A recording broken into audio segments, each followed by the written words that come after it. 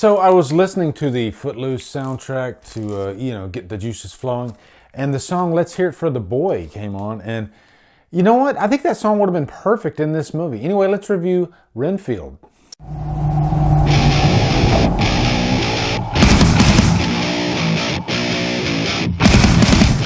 Renfield stars Nicolas Cage, Nicholas Hoult, Awkwafina, Ben Schwartz, and is directed by Chris McCoy. What's up, guys? Welcome to another 2023 review. This year is turning out to be a super solid year for movies. Renfield is a vampire movie that leans heavily on horror comedy, and especially the comedy part, but there's plenty of blood and guts to go around too. So I'm really looking forward to jumping into this review. Now, this will be a spoiler-free review. First off, let's give you a quick plot synopsis. Renfield is Dracula's assistant. He's been with Dracula for, I think, the last 70 years, or maybe he's just like 70, 80 years old, something like that. But he's been with Dracula for a long time. He's highly stressed out, and he's going to these like group therapy meetings, which that's one of the hooks of this movie, is really like mental health. And it does it, I think, in the best way. We'll get into that. But he's just highly stressed out from having to be Dracula's underling, and he just wants out. And also he kind of wants to confront him and tell him, his problems that are bothering him. And also there's this crime-ridden underworld. You got this crime boss.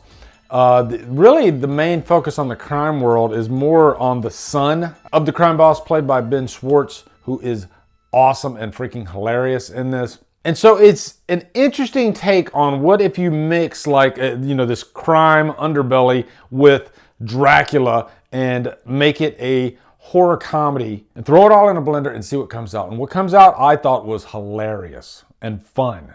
Bloody fun. Now, let's eat. I just want a normal life again.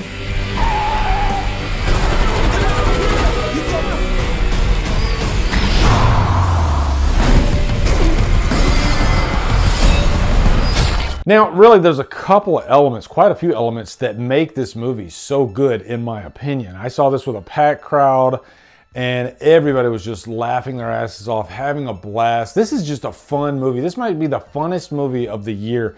I highly recommend you guys go see this opening weekend with a packed crowd. You're gonna have a blast. But you have such a strong cast outside of Nicolas Cage. We'll get into Nicolas Cage here in a second. You got, of course, Nicholas Hoult, who is kind of the main character of the movie. I love how this deals with therapy and mental health, and that can be some dangerous territory to dive into a movie without getting too up its own ass. But this movie, I think, does it in the best way, because every time Renfield tries to, emote in these group therapy sessions, really it's kind of everybody's reactions to him that make it so funny.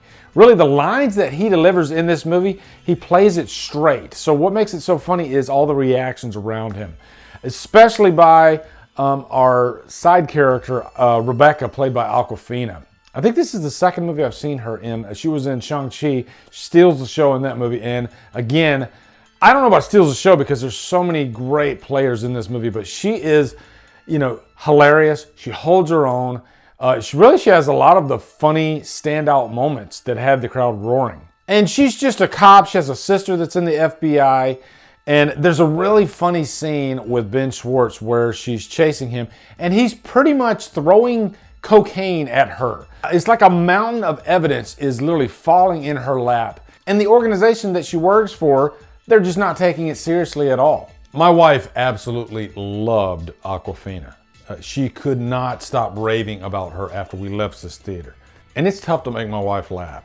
But Awkwafina just has this quirky way about dealing with scenes. There's a couple scenes where she doesn't even have any lines, but it's just her mannerisms, her physical comedy. She's the whole package. Like, for instance, there's this one coworker of hers, Kyle, who she's constantly telling, fuck you, Kyle. But it's spaced at the perfect moments throughout the movie, so every time it gets a really good laugh. I've seen Ben Schwartz in quite a few things. He always pops up, and he's just that really wild, zany, bigger than life type of character. I think that is his comfort zone, and he plays it so well. And I think that type of portrayal suited his character so great in this movie. It's like every line they gave him, he took it and he just went way over the top with it. But it worked. It was, you know, because this movie, it's that type of movie. I don't think it takes itself so seriously, and it leans heavily on the comedy and a lot of action, actually. You know, speaking of the action, there's a few set pieces here. There's a courtyard scene in this like apartment complex. There's this big fight between Renfield and all these other characters. And I'll just say it gets really bloody and it's so damn fun. Renfield has this shtick where he eats bugs. And when he eats bugs, it gives him like superhuman strength. Like bugs are his spinach, you know, if you watch Popeye. Lastly, I definitely want to talk about Nicolas Cage. Cage has taken so many different characters. He might be one of the most versatile actors working ever. I mean, he always goes for a different approach, it seems like it. And he's done a couple of vampire movies before, and usually when he does these types of roles, he swings for the fences. And you can tell, yeah, I think he stuck to the script, but you can tell the director pretty much told him, hey, you're Nicolas Cage. I'm not going to tell you how to do this. You handle these lines however you want. And boy, does he. He's like a kid in a freaking candy store in a sandbox. Pick your analogy. This is one of those weird instances where the audience, they were just laughing and having such a blast at just his delivery of these pretty much straightforward lines. If you read the lines on paper, it wouldn't be that funny, but it's just the way he delivers them. I think Cage was born to play a comedic Dracula. Now, as far as any cons, there are none. This movie is perfectly paced, start to finish. I think it's like 90 minutes. It knows exactly what it is. It is a tried and true popcorn movie. And to me, I don't think too many horror comedies, effective ones, come along that often. And this might be one of the best I've seen in a while. It's easily in my top 3 of the year, and it might be my favorite of the year. And I did not expect that from this movie at all. I was thinking of another movie that Nicholas Hoult did called Warm Bodies that I wanted to love that movie so much, and it just let me down. And I think that movie's PG-13. It has to be PG-13. I could be wrong. I don't know, but it just felt very safe, and it wasn't really funny. Whereas this movie goes the opposite direction, you know, and maybe I was just a little worried that this movie would be kind of like that movie. I didn't even know this movie was R. It's got to be R because it's like a bloodbath in some scenes.